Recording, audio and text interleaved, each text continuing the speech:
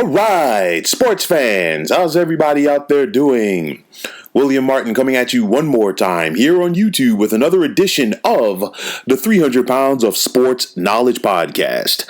Now, the Dallas Cowboys took the field yesterday in control of their own destiny to win the NFC East. But instead, they were taken behind the woodshed for the second time this year by the Washington football team. The Cowboys lost at home yesterday by the score of 41-16. And in the two contests with Washington this year, Dallas was outscored 67-19. Now, with a potential win yesterday, Dallas had the opportunity to move into first place in the NFC East, but now they face an uphill battle. Overall, Dallas is now 3-8 on the season. They are 1-3 versus the NFC East, while they've now lost a tiebreaker to Washington. And you look at this contest yesterday, it boiled down to several things. A key fumble by running back Ezekiel Elliott for Dallas, the Cowboys' inability on defense to stop the Washington ground game, as the football team had 182 yards on the ground, with 115 of those coming from Antonio Gibson, and no sense of urgency on this team, and of course, questionable fourth down calls by Cowboys head coach Mike McCarthy. We saw Dallas go for it deep in their own territory on fourth down early in this contest, and then we saw in the second half Dallas attempted a fake punt that got them absolutely nowhere, and of course that really doomed them. I look at so many things in this game. I talked about no sense of urgency for this club, and I say that because, okay, Dallas came out and they played with a sense of urgency last week on the road versus the Minnesota Vikings. Dallas was fresh off of their bye. They looked like a different club. They dictated the pace on the road versus the Vikings in order to get the 31-28 victory. You see that and you say, okay, hey, they're 3-7. They're obviously right in the mix for everything in the NFC East. You had the Giants and Washington both at 3-7, while Philly was 3-6-1. And you look at this and say, hey, now the Cowboys, they're right back in the mix. They have an opportunity to right the wrongs versus Washington, because this was a Washington club that literally punched them in the mouth going back to week number 7 when they lost 25-3. And it's a situation where, hey, Dallas simply did not come out to play yesterday. And I think the calls by Mike McCarthy really hurt them. The fumble by Ezekiel Elliott was key. And like I said, no sense of urgency. And now this team really has an uphill battle on their hands. Why? Because now, like I said, Washington has a tiebreaker. If the Giants find a way to go on the road and beat the Cincinnati Bengals this Sunday, they're 4-7 as well. And then they would have first place, because I'm assuming that Philadelphia is going to go out there and not defeat the Seattle Seahawks at home this weekend. So that would make things really tough for Dallas. I mean, they still play the Giants to finish the regular season.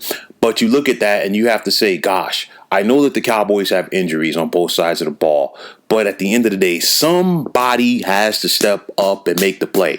And if there was that sense of urgency just 4 days ago, or 5 days ago now, versus the Minnesota Vikings, somebody had to get up and make sure that that momentum carried over to this contest. That did not.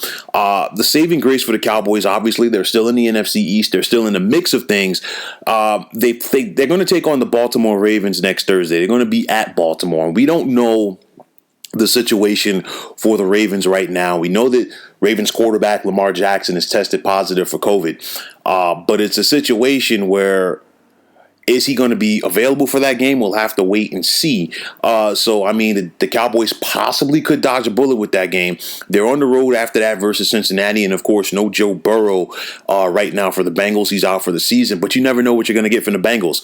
Then after that, Dallas, they host San Francisco, they host Philly, and then they're at the Giants to finish things off. So a lot of it is going to be predicated on that Giants contest this Sunday versus the Cincinnati Bengals. But at this point right now, I'm not holding my breath on Dallas. Washington played with a sense of urgency yesterday. That's why they won that game. Washington looks like they're going to have some momentum coming down the stretch.